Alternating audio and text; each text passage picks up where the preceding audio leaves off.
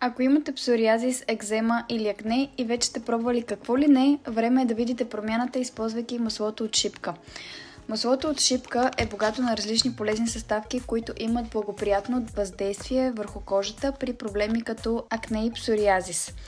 Ето някои от основните вещества и тяхната роля. Витамин А именно ретинол. Витамин А е изключително важен за здравата кожа и играе ключова роля в регенерацията на клетките на кожата. Той помага за намаляването на появата на белези от акне, като стимулира заздравяването на кожата.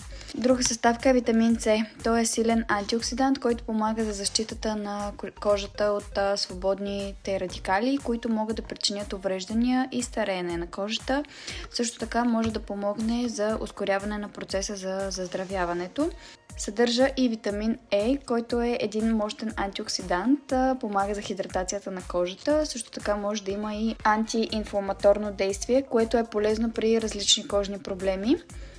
Маслото от шипка съдържа омега-3 и омега-6. Тези масни киселини са важни за поддържането на здравата кожа. Те могат да помогнат за намаляването на възпалението.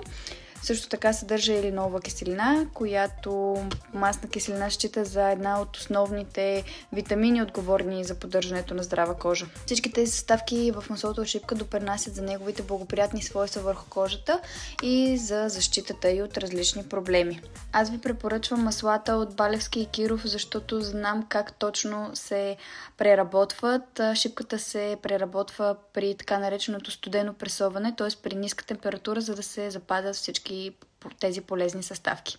Може да направите своята поръчка от линка в описанието на профила ни.